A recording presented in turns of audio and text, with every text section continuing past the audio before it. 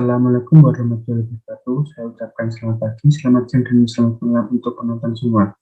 Di sini saya Admin Gali Adiaksa dari kelas 3 FAKM Politeknik Negeri Malang akan menjelaskan tentang apa itu analisis SWOT dan TOS matrix.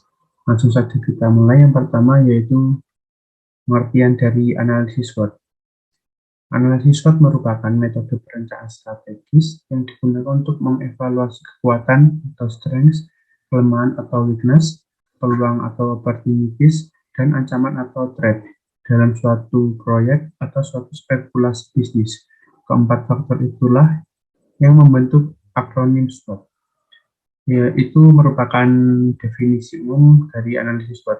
Namun, menurut para ahli yaitu Daniel Starr dan Teknik Goulan pada tahun 1991, analisis SWOT merupakan instrumen perencanaan strategis yang klasik dengan menggunakan kerangka kerja, kekuatan, dan kelemahan serta kesempatan eksternal dan ancaman. Instrumen ini memberikan cara sederhana untuk memperkirakan cara terbaik untuk melaksanakan sebuah strategi. Instrumen ini menolong para perencana yang bisa dicapai dan hal-hal apa saja yang perlu diberikan oleh mereka.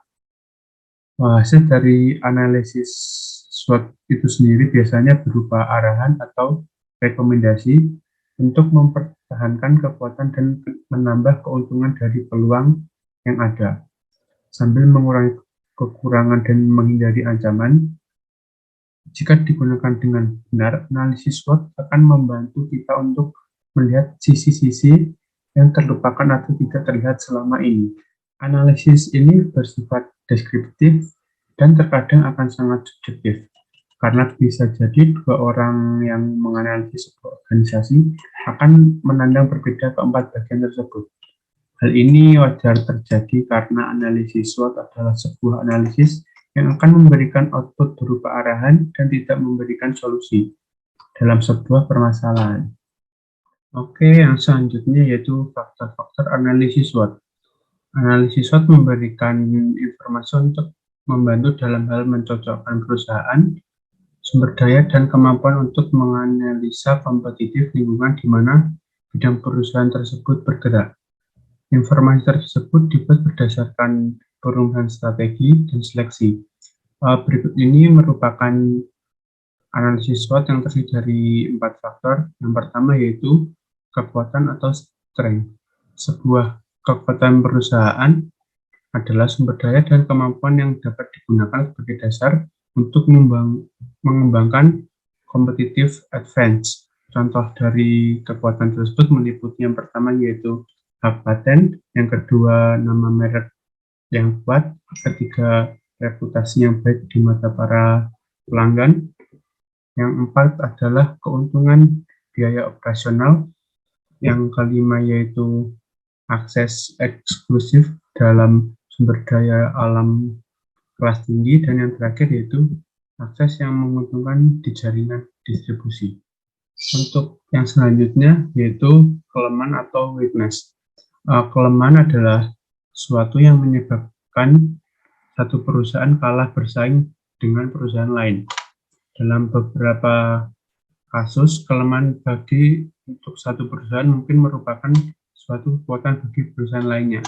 Sebagai contoh, berikut ini dapat dianggap sebagai kelemahan perusahaan. Yang pertama yaitu kurangnya perlindungan hak paten, nama merek yang lemah, reputasi buruk di antara para pelanggan, struktur biaya yang tinggi, kurangnya akses sumber daya alam yang baik, dan yang terakhir itu kurangnya akses untuk saluran distribusi utama. Kemudian yang ketiga yaitu peluang atau opportunities. Analisis lingkungan eksternal dapat membuahkan peluang baru bagi sebuah perusahaan untuk meraih keuntungan dan pertumbuhan.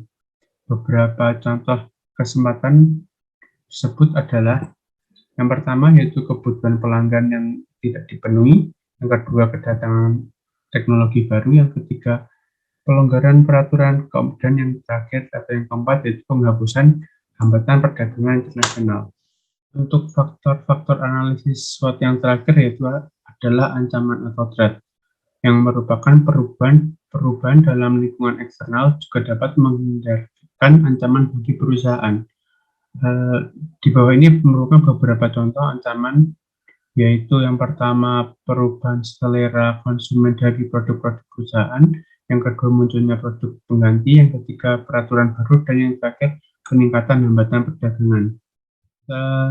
Bisa saya simpulkan, yaitu sebuah perusahaan tidak selalu harus mengejar peluang yang menguntungkan, karena dengan mengembangkan competitive advantage, ada kesempatan yang lebih baik untuk meraih kesuksesan dengan cara identifikasi sebuah kekuatan dan kesempatan mendatang. Dalam beberapa kasus, perusahaan dapat mengatasi kelemahan dengan cara mempersiapkan diri untuk meraih kesempatan yang pasti di lain waktu. Yang selanjutnya yaitu manfaat analisis SWOT. Analisis SWOT bermanfaat sebagai alat untuk meminimalisasi kelemahan yang terdapat dalam suatu perusahaan atau organisasi serta menekan dampak ancaman yang timbul dan harus dihadapi.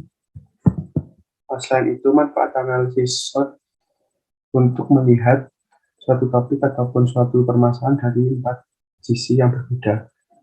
Hasil dari analisa biasanya berupa ancaman ataupun rekomendasi untuk mempertahankan kekuatan dan untuk menambah keuntungan dari segi peluang yang ada, sambil mengurangi kekurangan dan juga menghindari ancaman.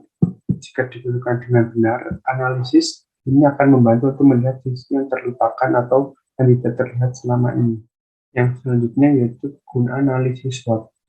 Secara umum, analisis SWOT dipakai sebagai yang pertama yaitu menganalisis kondisi dalam diri dan lingkungan pribadi, kedua menganalisis kondisi internal lembaga dan lingkungan eksternal lembaga, yang ketiga menganalisis kondisi internal perusahaan dan lingkungan eksternal perusahaan, yang keempat yaitu mengetahui sejauh mana posisi dari kita di dalam lingkungan pemasaran, yang kelima yaitu mengetahui posisi sebuah lembaga di antara lembaga-lembaga yang lain, yang terakhir yaitu mengetahui kemampuan sebuah perusahaan dalam menjalankan bisnisnya yang dihadapkan dengan para pesaingnya.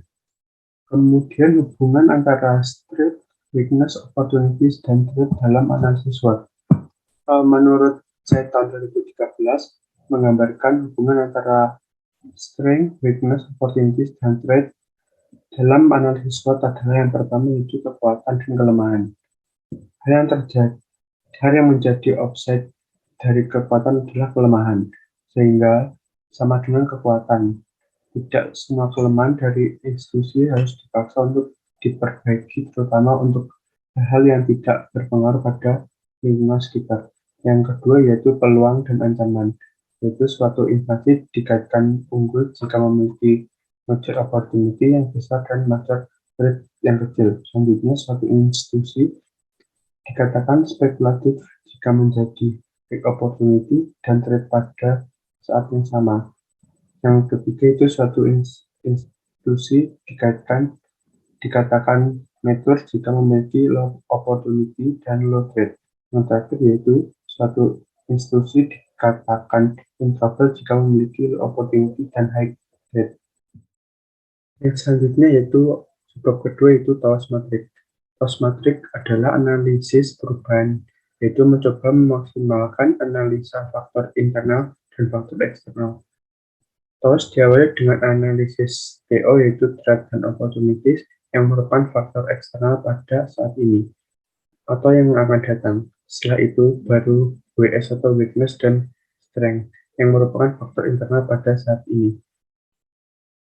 Menurut para ahli yaitu Fred R. David pada tahun 2014 mengatakan bahwa Towers Matrix merupakan perangkat pencocokan yang penting yang membantu manajer untuk mengembangkan 4 tipe strategi, yaitu strategi SO atau Strength Opportunities, strategi WO atau Weakness Opportunities, strategi ST atau Strength Threat, dan strategi WT atau Weakness Threat.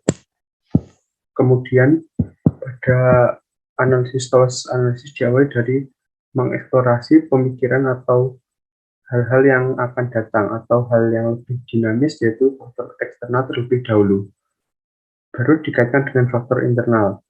Cara ini diyakini akan menghasilkan analisis yang lebih bisa bermanfaat bagi peluang yang dapat mengantisipasi segala ancaman yang akan terjadi.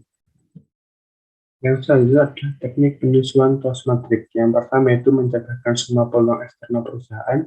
Yang kedua, menjagakan semua ancaman eksternal perusahaan. Yang ketiga, menjabarkan semua kekuatan internal perusahaan. Yang keempat, menjabarkan kelemahan internal perusahaan. Yang kelima, mempersatukan kekuatan internal dengan peluang eksternal dan strategi yang akan dilakukan. Yang keenam, mempersatukan kelemahan internal dengan peluang eksternal dan strategi yang akan dilakukan. Yang ketujuh, mempersatukan kekuatan internal, ancaman eksternal, dan strategi yang dapat dilakukan. Dan yang terakhir yaitu mempersatukan kelemahan internal dan ancaman eksternal dan strategi yang dapat dilakukan. Kemudian tujuan dari TOS matrix itu sendiri yaitu memunculkan semua alternatif yang mungkin dijalankan berdasarkan faktor Kuhney internal dan eksternal, bukan untuk menentukan strategi yang terbaik. Kemudian untuk fungsi TOS matrix itu sendiri yaitu menganalisis faktor eksternal. TOS matrix kita juga mampu mengantisipasi tantangan dari setiap perusahaan eksternal, bahkan mengubahnya atau menjadi peluang baru. Sekian penjelasan dari saya. Apabila ada kurang lebihnya, mohon maaf. Saya akhiri. Wassalamualaikum warahmatullahi wabarakatuh.